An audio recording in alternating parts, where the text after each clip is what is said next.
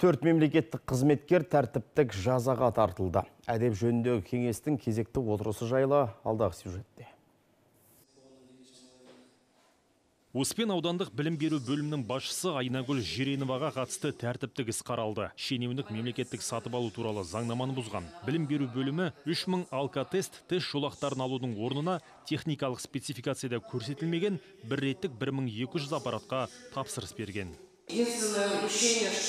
Бір ғана кемшілік бар. Тауарды өзгертуге қосымша келісім жасалмады. Мен тауардың атауын нақтыламай қабылдап алғаным үшін күнәлімін. Алдағы уақытта бұндай жағдайларға жол бермеуге міндеттімін. Приняла товар без дополнительного согласования. Как так можно интерпретировать, так сказать? Сіздің қалауыңыз бойынша тендер неліктен өзгеруі тиіс. Сіз осы лауазымда жұмыс істегеннен кейін білмедім, түсінбедім дегенге сілтеме жасамай, бұл дұрыс емес екенін білуіңіз керек. На этой должности. Вы должны все вещи понимать. Успен ауданының әкімі кеңес мүшелеріне Айнагүл Жиреноваға қызметін дұрыс орындамаған үшін ескерту түрінде жаза қолдануды ұсынды. Әдеп кеңесінде қаралған тағы бір мәселе Баянауылда 103 миллион теңгеге кентішілік жолдарға орташа жөндеу жүргізу. Белгілі болғандай округ әкімі Әділет Омаров заң бұзушылыққа жол берген. Мердігердің міндеттемелерді орындау мерзімін ұзарта отырып, мемлекеттік сатып алу шарты бойынша қосымша келісім жасау туралы шешім қабылдаған. Я смотрю, договор о государственных закупках, почему так поздно был заключен?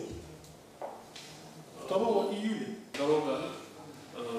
Жолға асфальт төселді, бірақ сапа орталығы жолдың сапасы сәйкес келмейтінін анықтады. Сапасы үшін қалған 24 миллион төленген жоқ. Бұл қаражат бюджетке қайтарылды. Жұмыстар 100% орындалды.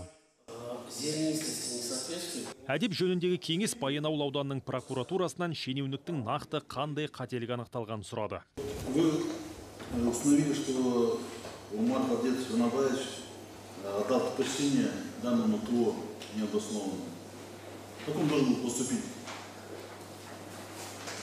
Что он должен был сделать, чтобы его действия здесь не рассматривали? Сумма неустойки в размере 600 тысяч тенге. Олар 600 мың теңгені өндіріп алды, алайда мердігер деп танымады. Бұл келісім іс жүзінде 1 жылдық болды. Нет, суд не расстроит. Жиында осы бұзушылықтар үшін округ әкімін жұмысынан босату керектігі де айтылды. Бірақ кеңес мүшелері Әділет Омаровқа ескерту түріндегі жаза қолдануды ұсынды. Дәл осындай қызметіне толық сәйкес еместігі туралы ескерту Павлодар ауданы Григорьевка ауылдық округының әкімі Виталий Бруцкийге және Аққұл ауданының экономиканың нақты секторы бөлімінің басшысы Бауыржан Смағұловқа берілді. Қуандық Танабас, Мұрат Әбілмәжит, Аман Байымбет, Ертіс ақпарат.